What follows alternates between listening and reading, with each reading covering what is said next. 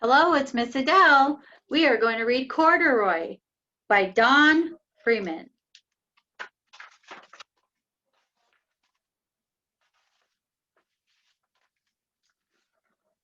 Corduroy, a bear who once lived in the toy department of a big store day after day, he waited with all the other animals and dolls for somebody to come along and take him home. The store was always filled with shoppers buying all sorts of things, but no one ever seemed to want a small bear in green overalls. Then one morning a little girl stopped and looked straight into Corduroy's bright eyes. "Oh, Mommy," she said, "look, there's the very bear I've always wanted." "Not today, dear," her mother sighed. "I've spent too much already. Besides, he doesn't look new. He's lost the button to one of his shoulder straps." Corduroy watched them sadly as they walked away. "I didn't know I'd lost a button," he said to himself. "Tonight I'll go and see if I can find it."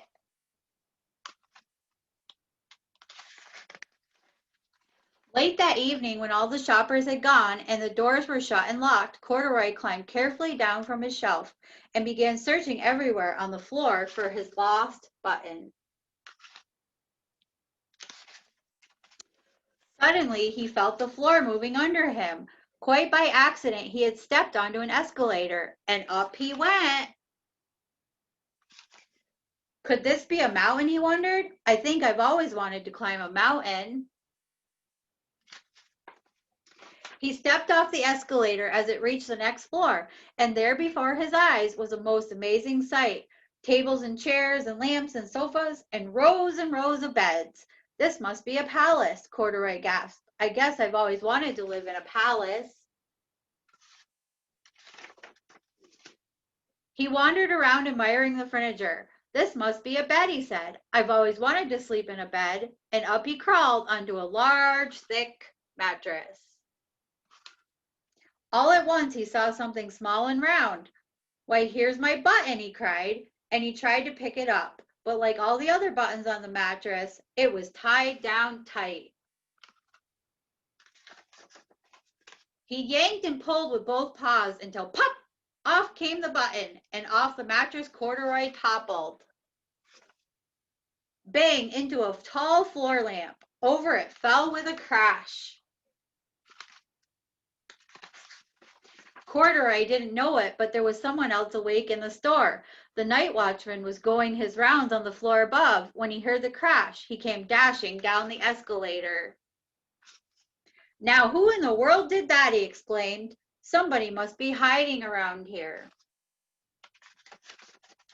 He flashed his light under and over sofas and beds until he came to the biggest bed of all, and there he saw two fuzzy brown ears sticking up from under the cover. "Hello," he said. "How did you get upstairs?" The watchman tucked Corduroy under his arm and carried him down the escalator and set him on the shelf in the toy department with the other animals and dolls. Corduroy was just waking up when the first customers came into the store in the morning, and there looking at him with a wide, warm smile was the same little girl he'd seen only the day before. "I'm Lisa," she said, "and you're going to be my very own bear. Last night I counted what I've saved in my piggy bank, and my mother said I could bring you home." "Shall I put him in a box for you?" the saleslady asked. "Oh, no, thank you," Lisa answered, and she carried Corduroy home in her arms. She ran all the way up 4 flights of stairs into her family's apartment and straight to her own room. Corduroy blinked. There was a chair and a chest of drawers, and alongside a girl-sized bed stood a little bed, just the right size for him.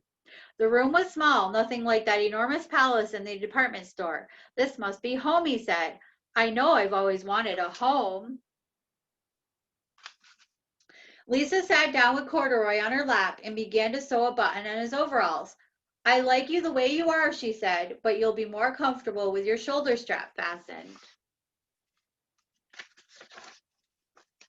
You must be a friend, said Corduroy. I've always wanted a friend. Me too, said Lisa, and gave him a big hug. The end. Bye.